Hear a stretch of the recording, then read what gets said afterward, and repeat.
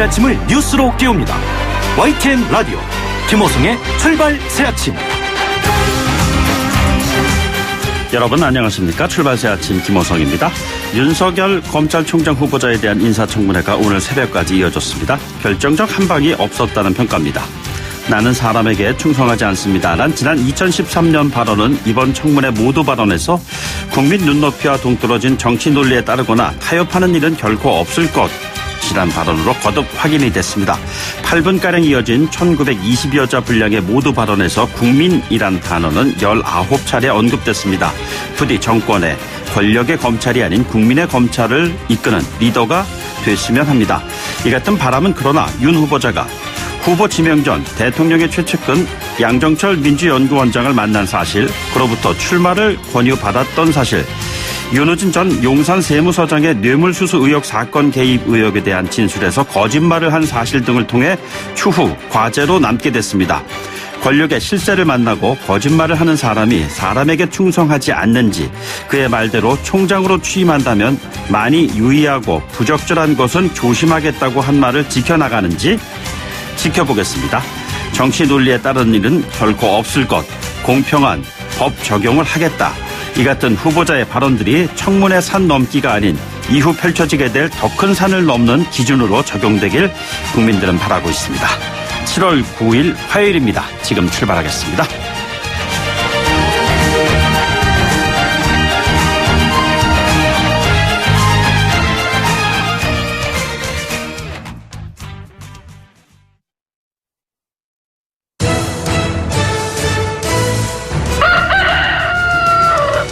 꼭이요 꼭, 출근길 꼭 알아야 할 뉴스, 이종래 꼭 뉴스. 네, 오늘 꼭 아셔야 하는 뉴스 시사평론가 이종훈 박사와 함께 알아보겠습니다. 박사님 어서 오십시오. 네, 안녕하세요. 네, 윤석열 검찰총장 후보자 인사청문회에서 지금 여러 가지 사안 가운데 위증 논란, 이게 지금 가장 초점을 받고 있는 것이 아닌가 싶습니다. 네, 일단 어제 인사청문회를 한마디로 요약하면 윤석열은 사라지고 윤우진과 황교안만 남았다. 네네. 이렇게 정리를 할 수 있을 것 같고요. 자유한국당은 이제 윤 후보자와 친분이 두터운 윤대진 법무부 검찰국장의 형 윤우진 전 용산세무서장 뇌물 사건, 그것과 관련해서 윤 후보자가 얼마나 개입했는지 네네. 그 여부를 집중 추궁했습니다. 그렇습니다. 변호사 소개시켜줬느냐, 사건 수사에 개입했느냐, 그 여부가 이제 쟁점이었던 거고요. 더불어민주당은 여기에 대해서 당시 법무부 장관이었던 황교안 자유한국당 대표를 증인으로 불러서 물어봐야 한다라고 또 역공을 펼쳤습니다. 네네.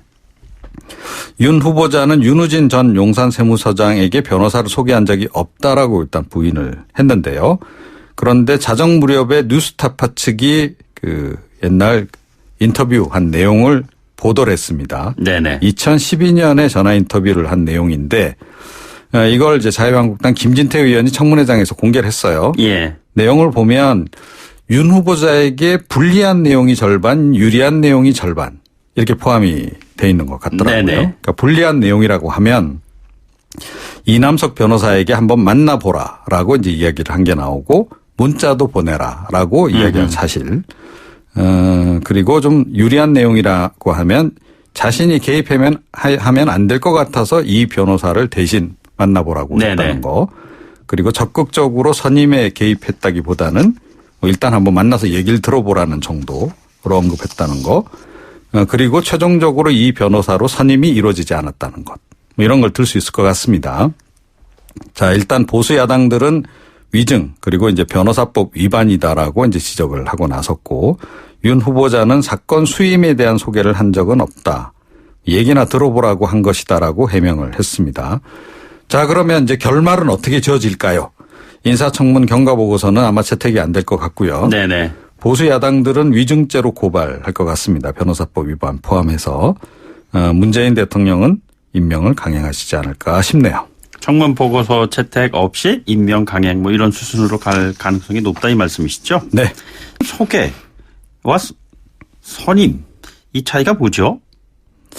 좀 애매할 것 같습니다. 그래서 사실은 이게 나중에 만약에 뭐 고발이 돼서 법정 공방으로까지 간다 그러면 그 소개의 의미를 놓고 상당히 서로 공방전이 오갈 것 같습니다. 이게 변호사법에는 보면은 재판이나 수사 업무에 종사하는 공무원은 직무상 관련이 있는 법률 사건을 특정한 변호사에게 소개, 알선해서는 안 된다 이런 얘기인데 네. 그렇다면 여기에서 소개라 하면 선임이 된 것을 의미한다라든가 뭐 이게 있어야 되겠네요 그러면은. 그러니까 이제 그러고 보니까 이 법률 규정 내용도 네네. 좀 애매한 게 아닌가 이런 생각이 좀 들긴 하더라고요. 네. 알겠습니다. 추후 상황을 지켜보도록 하겠습니다. 어제 그 인터넷 실검 1위 해가지고 참 많이 요란하게 나왔던 이슈 가운데 하나인데 김성준 SBS 논설위원이 불법 촬영 사건과 관련해서 사과문을 냈습니다. 네, 그렇습니다. 사실 어제 하루 종일 윤석열 후보자 인사청문회보다 더 뜨거웠던 이슈였습니다. 예. 사건은 지난 3일 오후 11시 55분 그러니까 거의 자정께 발생했습니다. 네네. 뭐 음주를 좀 하셨던 게 아닌가 싶긴 합니다만 서울 영등포 구청역에서 여성의 하체를 몰래 촬영한 그런 혐의입니다. 한 시민이 이제 제보를 했고 현행범으로 체포가 됐습니다. 범행 사실 부인했는데 휴대전화에서 여러 장이 이제 발견된 거고 사진이. 네네. 그래서 성폭력범죄처벌특례법 위반 혐의로 입건이 됐습니다. 뭐 지금 사표를 제출했고 어제 수리가 됐고 방송에서도 하차를 했고요. 어찌됐건 뭐 그와 관련해서 무리를 빚어서 죄송하다. 피해자와 가족분들께 엎드려 사죄한다. 참여하면서 살겠다. 네네. 이런 사과문을 또 기자들에게 또 보냈더라고요. 네. 알겠습니다. 여기까지 듣죠. 고맙습니다. 네. 이종훈 시사평론가였습니다.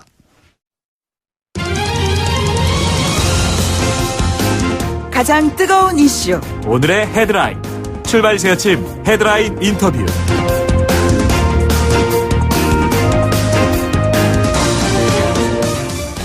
네, 뉴스 브리핑 통해서 잠시 언급해 드렸습니다만 어제 하루 종일 정치권을 가장 뜨겁게 달군 이슈 바로 윤석열 검찰총장 후보자의 인사청문회였었죠. 의사진행 발언만 1시간 넘게 이어질 정도로 열기가 무척 뜨거웠습니다. 청문회가 남긴 숙제 어떤 것들이 있을까요? 검찰 출신 국회의원이십니다. 국회 법사위 소속 더불어민주당 금태섭 의원 전화로 연결돼 있습니다. 의원님 안녕하십니까? 예, 안녕하십니까. 예, 어제 청문회 총평을 한마디로 좀 정리해 주신다면요. 예, 뭐 대체로 무난한 청문회라고 생각이 됩니다. 네네. 청문회를 해보면 그분이 속한 분야에서 어떤 평가를 받는지가 중요한데요. 네네. 윤석열 후보자의 경우에는 25년간 검사 생활을 하면서 검찰 내에서 검사로서 이 능력이 뛰어나고 또 큰 처신의 문제가 없다는 평가를 받고 있기 때문에 어제 청문회에서도 대체로 무난한 평가를 받았다고 보입니다. 예, 뭐 이번 윤석열 후보자 내정 자체가 검찰 개혁을 염두에 둔 포석이다 이런 분석이 많이 있는데요. 제가 오늘 아침에 쭉 조간 신문을 이렇게 들춰 보니까 예를 들자면 한 신문에서는 수사권 조정, 공수처 설치에 원칙적 동의다 이런 표현이 있는가 하면 또 다른 신문은 검경 의견이 다를 때는 소추권자가 우선이다. 수사권 폐지는 반대다.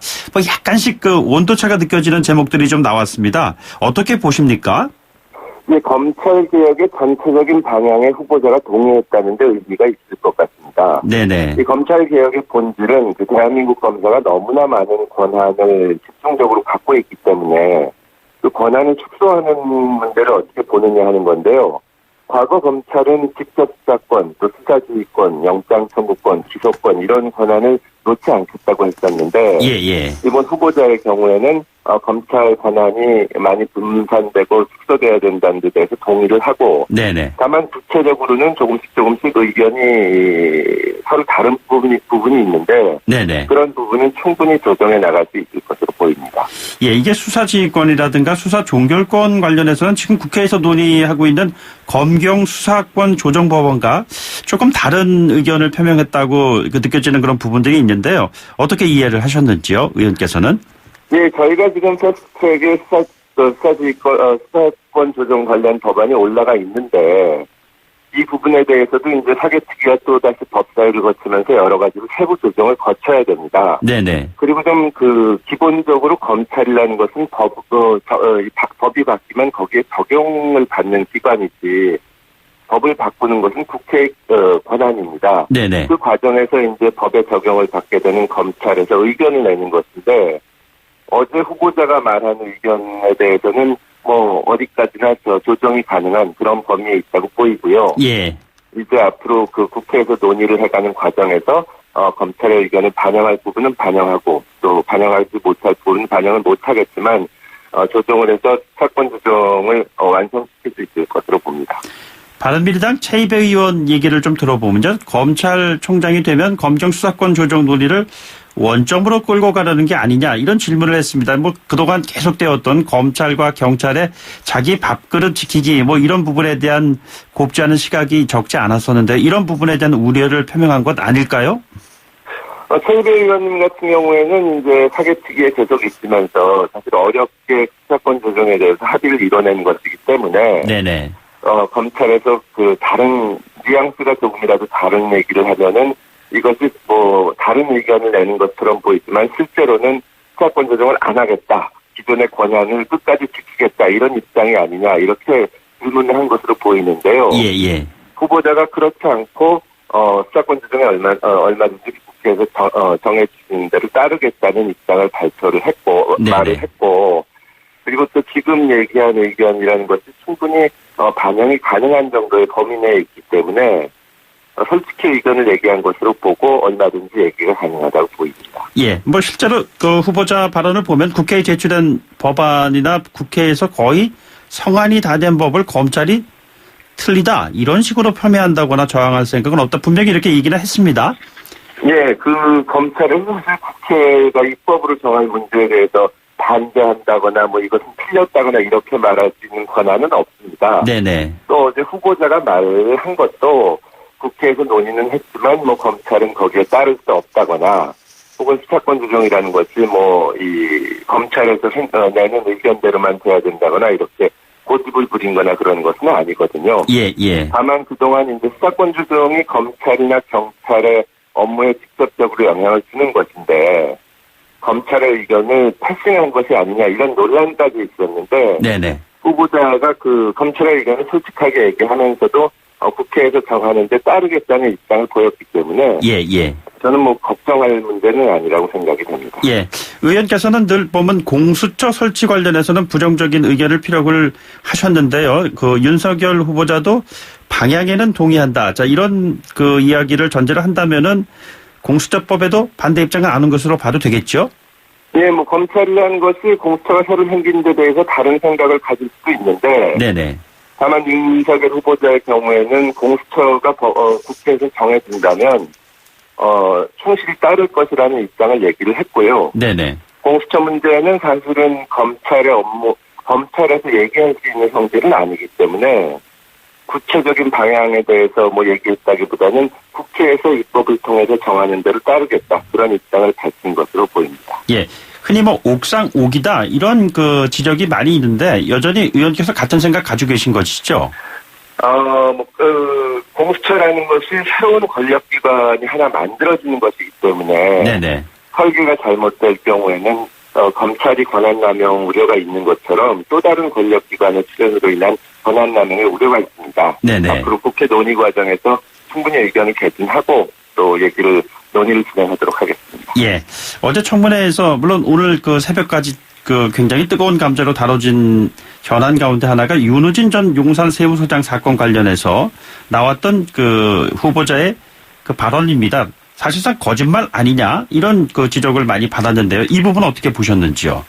예, 어제 워낙 늦게 한 12시간 넘어서 나온 문제인데 사실 후보자가 이 부분에 대해서는 청문회는 끝났지만 다시 한번 좀 해명을 할 필요가 있다고 보입니다. 네네. 청문회에서 얘기한 내용과 또 나중에 이제 그 공개된 녹취 파일 내용이 좀 다른 부분이 있어서요. 예. 거기에 대해서 이제 야당 의원들 중심으로 질타가 있기도 했는데 사실 7년 전에 있었던 일이기 때문에 기억이 잘못된 부분이 좀 있었던 것 같습니다. 다만 녹취 문제에도 불구하고 그 녹취 내용을 그대로 보더라도 특별히 어떤 그 사건에 압력을 행사했다거나 무슨 문제가 있는 것으로 보이지는 않거든요. 이제 그 검사로서 옆에서 형사사건이 아는 사람한테 생기니까 직접 개입하지 않기 위해서 이렇게 저렇게 했다고 얘기를 한 것인데 어제 워낙 늦게 그 녹취 얘기가 나와서 오늘 좀 후보자가 오늘이나 뭐 이 부분에 대해서는 새롭게 해명을 할 것으로 봅니다.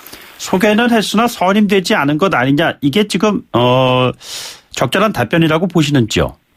그러니까 애초부터 그렇게 답변을 했으면 네네. 큰 문제가 없었을 텐데. 처음부터요? 예. 예, 후보자 입장에서는 그 부분에 대해서 하도 오래됐고 또 기억이 잘 나지 않는 상태에서 소개했다는 그 변호사가 사실은 지금 문제가 된 용산 세무서장의 동생인 윤대진 당시 그 중수과장과 더 가까웠기 때문에. 네네. 만약에 거기서 그 변호사를 만났더라도 내가 소개했을 것 같지는 않다. 이런 얘기를 한 셈인데. 예.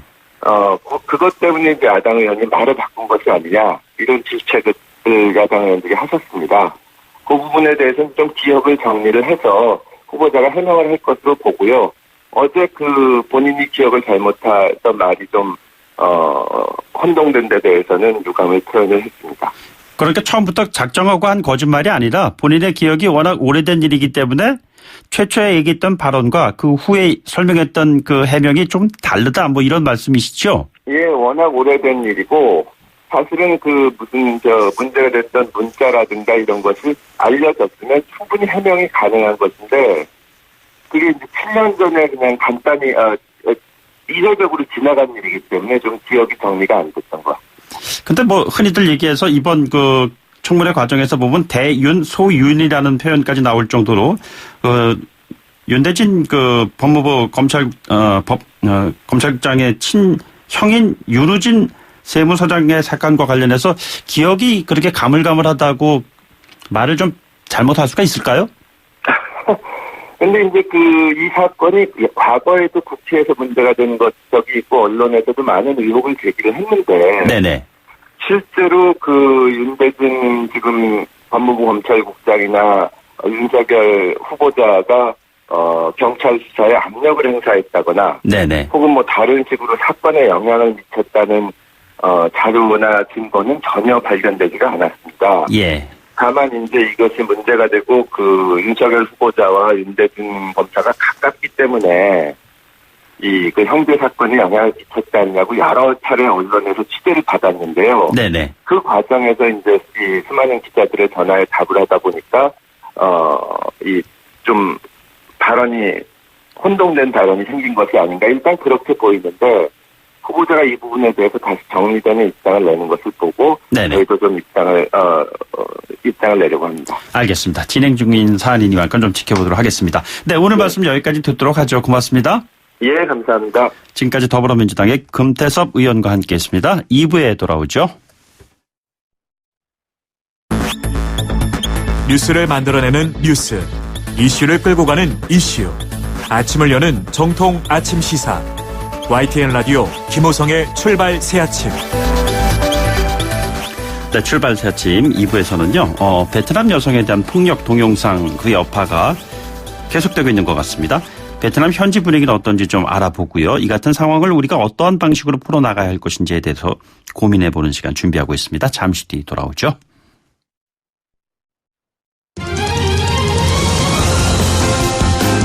가장 뜨거운 이슈. 오늘의 헤드라인. 출발 새아침 헤드라인 인터뷰.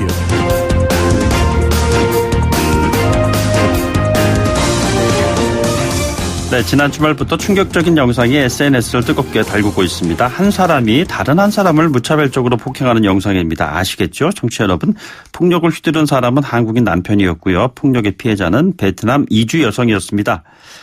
베트남 현지 여론도 매우 좋지 않은 것 같습니다. 오늘 저희 출발 새아침에서는요. 베트남 현지의 반응 그리고 결혼 이주 여성들에 대한 우리 법제도의 허점을 짚어보도록 하겠습니다. 먼저 베트남 현지를 연결하겠습니다. 호치민시 기술대학교 한국어학과의 이인선 교수 연결되어 있습니다. 교수님 안녕하십니까?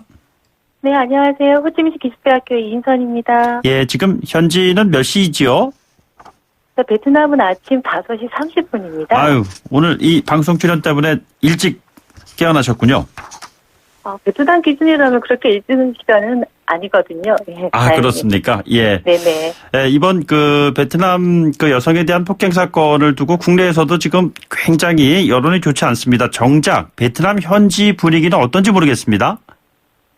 예, 베트남에서는 저도 이 사건을 한국 매체를 통해서 봤는데요. 네네. 베트남에서도 사건 보도를 어제 구속하는 것까지 다 보도를 했고요. 예. 보도 내용 말미에는 한국 경찰은 가족 폭력 사태를 끝까지 조사하겠다고 약속했다. 네네. 한국의 언론과 국민들은 그 사건의 심각성에 대해서 격분하고 있다라고 이야기를 하고 있습니다. 예. 언론 매체들은 사실을 그대로 전달하는 방식인 것 같은데요.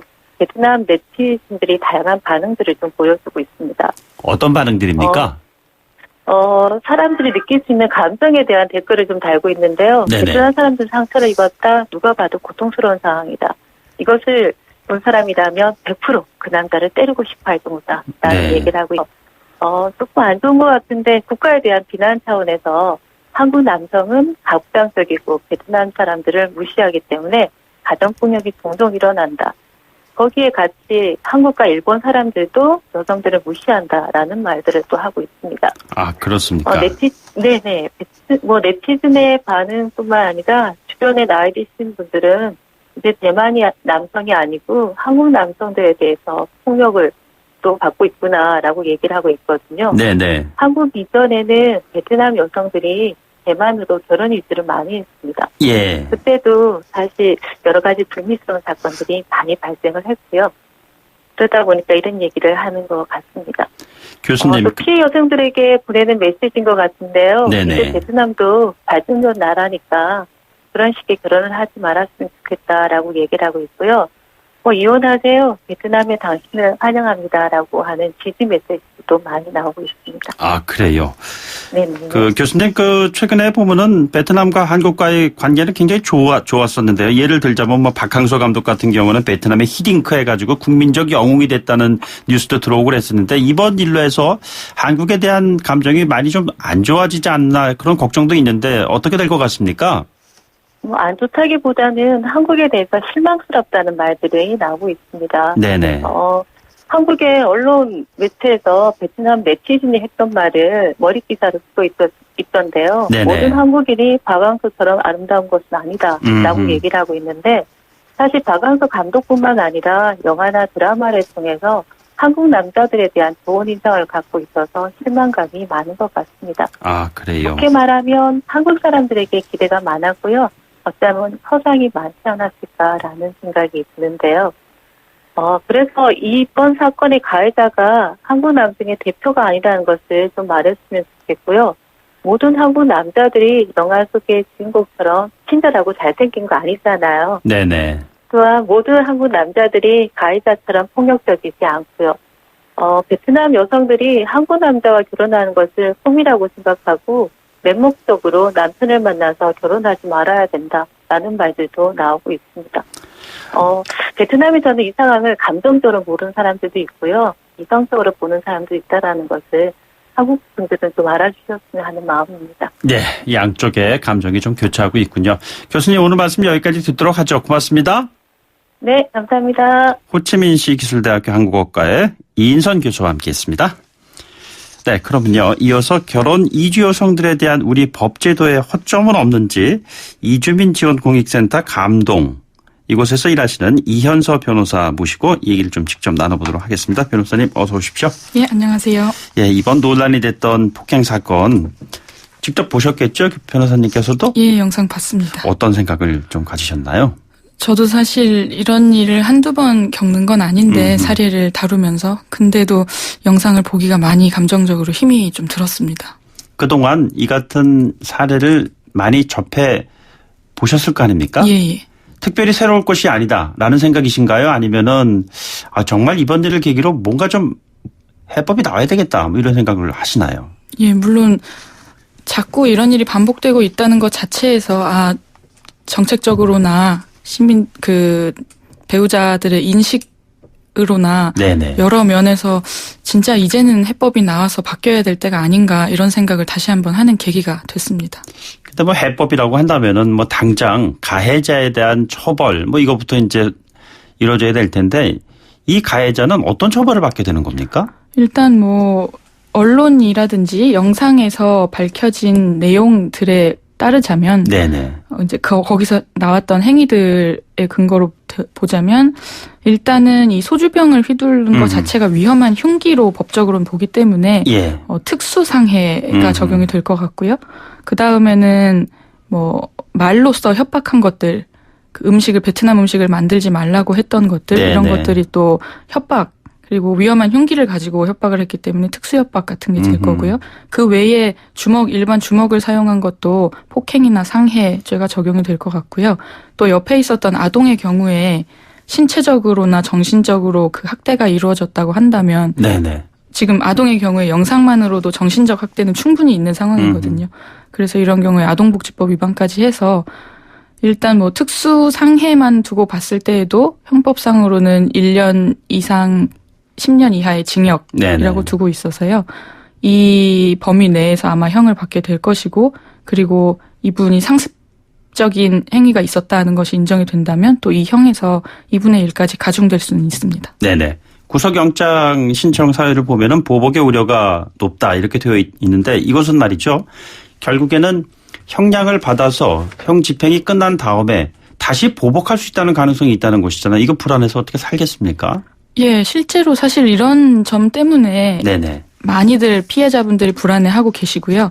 물론 보호장치가 있어서 예를 들자면 임시조치로 접근금지 명령을 내릴 수가 있습니다. 예. 그런데 이게 2개월마다 연장을 해서 최장 6개월까지밖에 연장되지가 않거든요. 그러니까 결국은 6개월이 지나면 피해자랑 가해자가 만날 수 있는 사태가 생기고요. 네네. 그다음에 수사기관에 신변보호 요청을 하면 요즘에는 스마트워치라는 게 발급이 되는데 근데 이것도 사실 집안 내에서 갑작스럽게 또 이와 같은 사태가 벌어졌을 때 바로 실효성 있게 효율을 보일지는 사실 의문스러운 지점이 많습니다. 실제로 보복의 사례 같은 걸로 인해서 피해를 본 사례가 있지 않겠습니까? 예, 예전에도 그 한국인 부부 사이에서도 이혼한 부부 사이에서도 이미 네네. 접근금지가 내려져 있었는데도 불구하고 이 여성분을 따라가서 살해한 사안도 있고 네네. 그래서 결국은 가해자들이 이 피해 여성을 이주 여성 피해 배우자를 폭행하거나 어떤 행위를 할 때 이 접근금지 때문에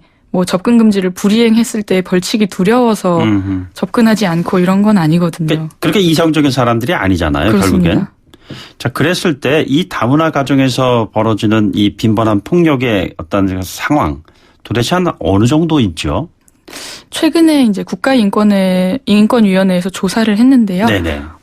이주 여성 10명 중에 4명 이상이 그러니까 42%가 가정폭력을 경험한 적이 있다고 답을 한 통계가 나왔습니다. 예.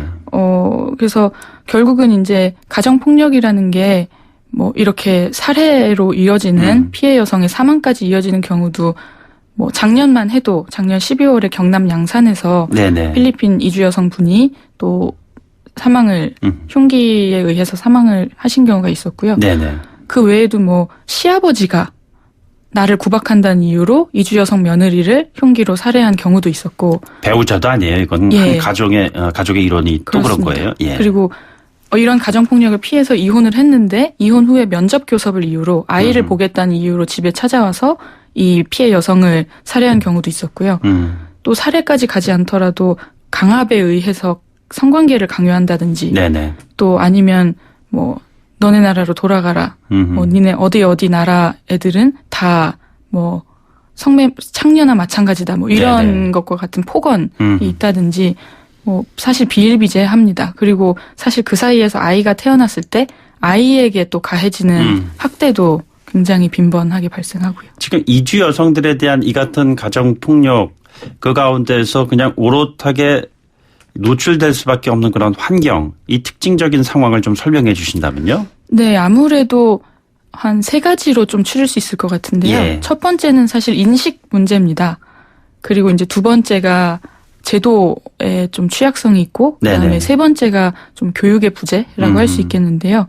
일단 첫 번째로 인식의 문제를 좀 든다면 네네. 아무래도 지금 결혼 중개 업체나 아니면 실제로 결혼을 하는 한국인 남성 배우자들 중에 예. 이 이주 여성분을 자신의 결혼의 수단 또 출산의 수단 인격체로 보지 않는다는 것이죠. 그렇게 도구화해서 좀 존엄성이 취약해지는 그런 지점이 있고요. 그 다음에 또 두 번째로는 그 제도가 취약해서 이 지금 체류 자격의 존부가 이주 여성은 체류 자격을 가져야 될 수밖에 없잖아요. 네네. 근데 그 존부가 지금 남편한테 거의 다 권한이 쥐어져 있는 상태라 남편은 이제 체류 자격을 볼모로 권력이 생기고 여성은 거기 종속될 수밖에 그러니까 주체적인 없습니다. 권리 행사를 할 수가 없는 상황이군요. 예. 그래서 예를 들자면 체류 자격 이제 비자를 연장해야 할 때 만약에 이혼을 하게 되는 경우에는 이 아이가 없다면 남편에게만 귀책 사유가 있어서 남편에게 책임이 있어서 내가 이혼을 한다라는 것을 이 피해자가 직접 스스로 다 입증을 해야만 체류 자격이 연장이 되고요. 네네. 만약 아이 양육권을 가졌다고 하더라도 그 아이 양육권을 가졌다는 이유로 체류 자격이 연장되더라도 아이가 성인이 되면 또 체류 자격이 사라집니다. 그렇기 때문에 이제 이주 여성들은 이혼을 하는 경우에는 그 전에 국적이 취득이 돼야만 이 아이를 여기서 안전하게 키우고 아이와 한국에서 함께 안전하게 살아갈 수가 있는데 또 그러기 위해서 이제 귀화를 생각하게 될 때 혼인을 한 경우에는 간이 귀화라고 해서 일반 국적 취득 과정보다 조금 쉽게 국적을 취득할 수가 있거든요. 근데 이제 또 이혼을 하게 되면 남편의 책임으로만 내가 이혼을 한다라는 게 입증이 완벽하게 되지 않으면 또 간이 귀화도 어렵습니다. 이래서 이혼을 또 못하게 되고. 그 잘못된 사람에 대한 책임을 묻는 그런 그 제도가 아니라 저 사람이 잘못된 걸 당신이 입증을 해라 뭐 이런 상황이 되는 거네요. 예, 맞습니다. 그럼? 지금 조금 그런 상태입니다. 그런데 이 문제는 지금 이혼하기도 쉽지 않다고 이렇게 얘기를 하셨는데 예를 들어서 이혼을 하더라도 외국인 신분이기 때문에 양육권이라든가 이런 문제가 이제 대두가 될 거 아니에요? 네. 이런 문제는 어떻게 지금 되고 있습니까? 사실 양육권 문제에 있어서도 이 상대방 배우자의 귀책 사유가 완벽하게 입증이 되지 않는 경우에는 이 아이한테 가장 최선의 이익이 뭔가로 판단할 수밖에 없게 되지 않습니까? 그렇죠. 예. 그때 이제 상대방 배우자에게 귀책 사유가 완벽하게 있다는 게 입증되지 않으면 사실은 이 이주 여성의 언어, 한국어 능력이라든지 또 이 이주 여성의 수입, 소득 네네. 상태라든지 아니면 주변에 이 아이의 양육을 함께 도와줄 가족이 있는지 이런 것들을 판단하게 되는데요.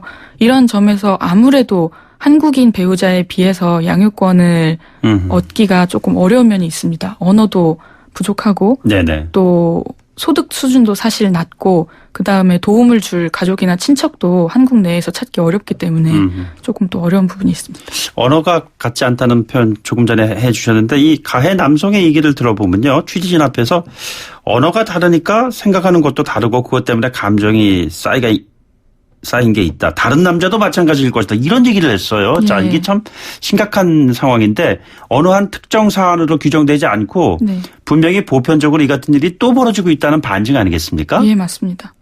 그래서 사실은 언어나 문화가 다르다고 갈등이 아무리 쌓였다고 해서 사실 이런 폭행이 정당화되는 건 절대 아닌데요. 네네. 아무래도 실제로 그 언어 문제라든지 또 이런 면에 있어서 인식 개선이나 제도 개선에 좀 부분이 많이 시급한 것 같습니다. 예. 그래서 뭐 아까도 말씀드렸지만 인식은 이 여성을 도구화해서는 안 되는 것이고 네네. 이 수단화해서 내가 어떻게 마치 노예처럼 좌지우지할 수 있다는 생각 자체를 버려야 그러니까 그런 생각이 있기 때문에 내가 뭐라고 요구를 했는데 그 말이 통하지 않아서 내 네네. 요구를 들어주지 않았다는 생각이 들 때 폭력으로 그 나의 불만이 표시되는 거거든요. 네네. 그래서 일단은 인식 개선이 제일 시급할 것 같고요. 네네. 그 다음으로 사실은 제도가 우리나라가 처음에 이 국제 결혼에 대해서 도입을 할 때 좀 우리나라의 저출산 문제라든지 농촌의 예. 고령화 문제 때문에 필요에 의해서 도입한 면이 사실 없지 않아 있습니다. 네네. 따라서 그렇다 보니까 제도의 시작이 그렇다 보니 아무래도 더 제도 자체도 이 이주 여성을 대상화시키고 좀 수단화시키는 면이 사실은 없지 않아 있어서요. 네네. 이 이주 여성이 한국에 들어왔을 때 쉽게 적응할 수 있도록 한국어 교육이 조금 더 강화가 돼야 될 것이고, 예. 그다음에 한국 법률에 대한 교육으로 좀 대처 방안이나 이런 걸 빨리 가르칠 필요가 있고요. 예. 그 외에도 인권 교육 같은 것들이 좀 더 시급하게 이루어져야 된다고 봅니다. 인식과 제도와 교육의 문제 세 가지 부분에 대해서 설명을 해 주셨는데 이 방송을 듣는 청취자 여러분들께 이 같은 비극이 좀 되풀이되지 않기 위해서는 어떤 생각을 기본적으로 가져야 할까 좀 짧게 좀 말씀해 주신다면요. 예, 일단은 아까도 방금 말씀드렸지만 사실 이분들은 이미 우리 사회에 와서 같이 살고 있는 사회의 일원인데요. 네네. 또 같이 살아가는 일원이라고 생각하고 존중해주는 그런 인식이 가장 필요할 것 같고요. 네. 이제 뭐 우리의 출산을 위해서 뭐 이런 식으로 수단화 시켜서 생각하지 말아주셨으면 합니다.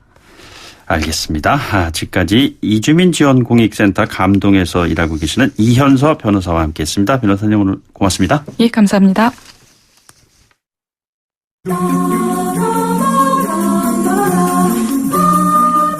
김호성의 출발새 아침과 함께하는 위클리 시사 퀴즈.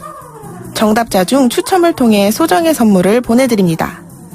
제43차 유네스코 세계유산위원회에서 조선시대 교육기관이었던 이곳 9곳을 세계유산으로 등재했습니다. 위원회에선 이곳이 한 시대의 문화적 전통의 증거이며 한국 성리학의 역사적 변화 과정을 간직했다고 평가했는데요. 조선시대 지방학자들이 후학 양성을 위해 만든 사설 교육기관인 이곳은 어디일까요? 1번 서원, 2번 서당. 짧은 문자 50원, 긴 문자 100원의 유료 메시지 샵 0945 우물정 0945로 보내주시면 됩니다. 이번 주는 라디오 청취율 조사 기간이죠. 전화응답으로 이루어지는데요. 혹시 관련해서 전화를 받게 되신다면 오전에는 YTN 라디오 김호성의 출발새 아침을 들으셨다는 점 잊지 말고 말씀해 주시기 바랍니다. 여러분의 응원이 프로그램 제작에 큰 힘이 됩니다. 그럼 김호성의 출발새 아침 2부 여기서 마치고요. 잠시 후 8시 10분 3부에서 만나요.